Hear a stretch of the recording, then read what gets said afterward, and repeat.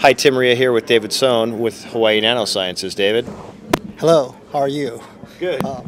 So tell me about your background. I hear you're a serial entrepreneur and have done a number of interesting startups in the past.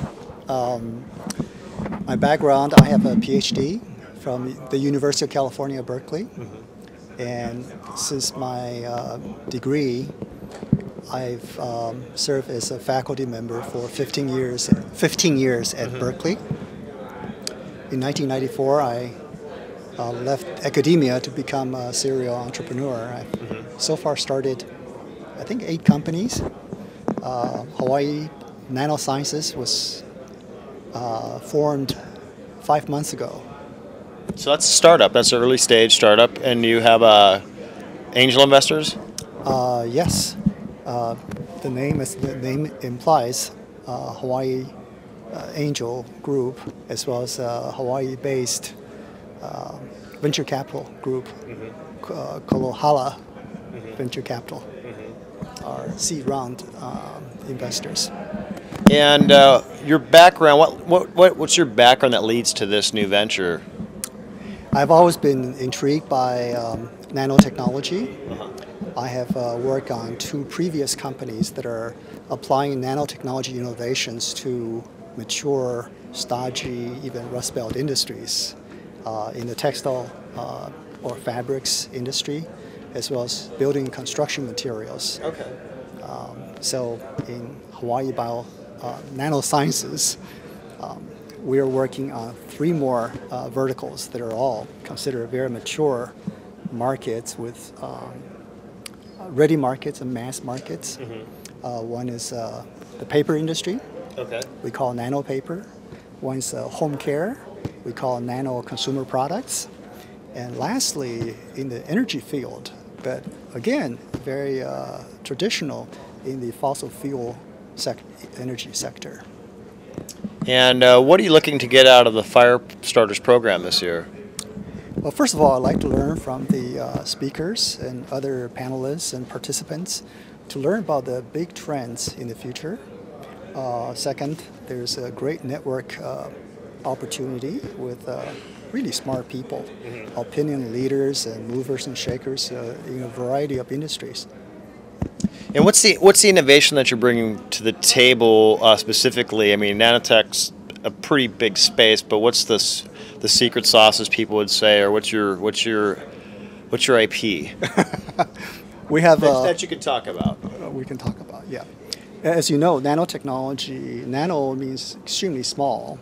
So where is nanotechnology best utilized? I believe nanotechnology can be most profitably exploited by applying specially prepared but naturally derived polymers. Okay. They're modified, but very natural and evergreen at interfaces. It could be at solid air interface, solid liquid interface, or liquid interface. So, for example, paper is made of pulp. Pulp has lots of fibers. If you can have nanostructures self-assembling at the interface, you can make paper very strong, very lightweight. You can cut out the use of water and the heat to dry paper. So you can eliminate a lot of the waste. A lot of waste, a lot of energy consumption. You eliminate the emission of CO2. Again, take another example, tar sand, a very stable source of energy in Canada. People know tar sand has a reserve which is comparable to the supposedly oil in Saudi Arabia, but we can't. Just how do they extract it? We can't extract it, at least in an environmentally sound way. We're developing a specialty chemical that could cause spontaneous separation of that tar from sand.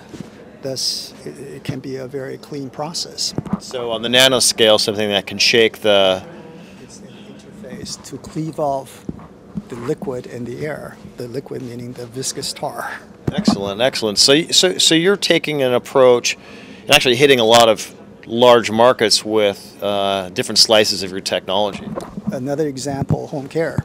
For example, if you wash windows, you can leave invisibly small, thin film, which will keep the window clean for a long time. Can you imagine not having to do windows or polish furniture for a year at a time? How about laundry?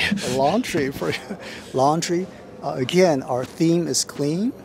Our theme is evergreen, naturally derived. So a laundry product which might endow stain repellency, stain resistance without the use of fluorine is going to be a big boom in the future. The same theme of non-fluorinated treatment can be used to coat paper. So the paper becomes a grease barrier. You can package food. You can package popcorn bags. You can do like antimicrobial things and... Eventually. We're a startup company. We have 24 hours a day, even though we're working 48 hours a day. So if people want to get in contact with you, what's your website?